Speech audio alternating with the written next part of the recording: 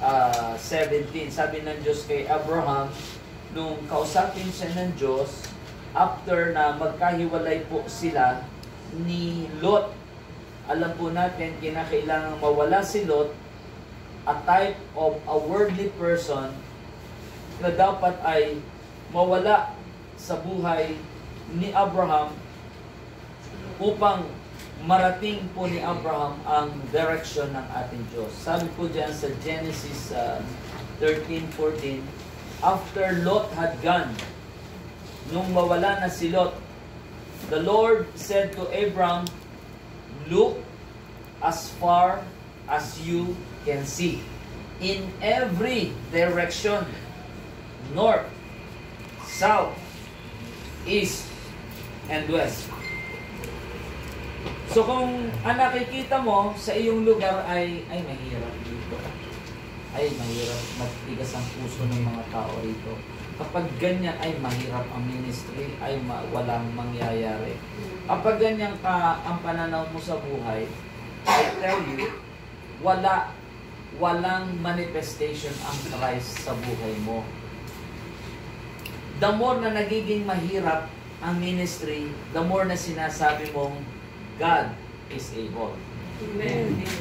Kasi part ng testing at pag-i-stretch ng ating faith, mag-aalaw siya ng hirap. Kung walang hirap si Jesus Christ, walang salvation na mangyayari. Kaya, pag may mga hirap kang nararanasan, abay magpuri ka sa Panginoon dahil diyan lalo nagpapakita ang Diyos ng supernatural intervention. Kaya kailangan lang mas malawak kang tumingin. Pag doon ka tumingin sa sitwasyon, I tell you, yan ang pipigil sa'yo para hindi mangyari yung sinabi ng Diyos. Tanda niya, sinabi ng Diyos, sinabi niya na, pagpapalain ka sa lahat ng bagay. Amen. Palalawakin niya ang iyong mga ari-arian. Magiging malusog ang inyong tahanan. Amen. Ay bakit ho ganun? Daddy Sam, maraming may sakit sa aming bahay. Ay yan na nga po eh. Kapag inalaw na ng Diyos yan, dyan minumulat ng Diyos, anak, tingin pa sa mas malaki, tingin pa sa mas malawak, tingin pa sa mas supernatural, dahil yung hinahanap ng Diyos ay yung naniniwala sa mga hindi kapanipaniwala. Amen.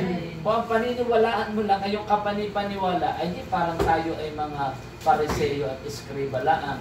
Ang pinaniniwalaan mo yung nakikita mo. Naniniwala ka makakarating ka dito kasi may pamasahe ka na papunta rito. So, the point here is this.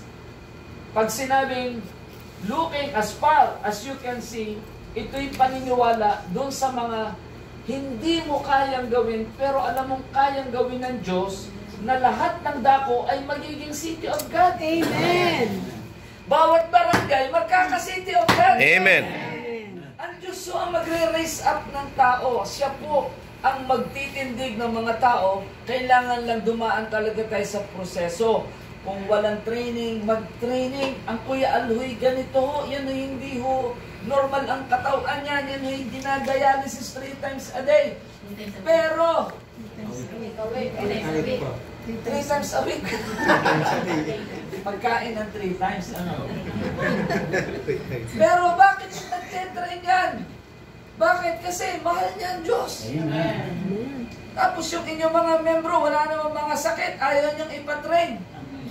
Kalalakas, kasisigla, magpatrain na po tayo dahil hindi ho biro-biro ang ginagawang sakripisyo ng Kuya Al. Salamat na lang dahil ngayon ay marami na siyang successor. Marami na hong nagiging katuwang at nagiging part na ng ginagawa ng Kuya Al. Sino-sino ba ang mga katuwang mo ngayon, Kuya Al, pag ikaw ay Teacher Jen. Teacher Marian. Teacher Marian, Caroline. Teacher Caroline, Jinky. Jinky, Si Ed. si Ed, Pastor Jobin. Jobin, Si yung dalawang dalaga. dalawang dalaga. Doon, dalawang taba. Sexy. kuya. Ingat ka, kuya. Nada ng mami. Nada ng mami. Dalawang sexy. So sexy. Ayan. So,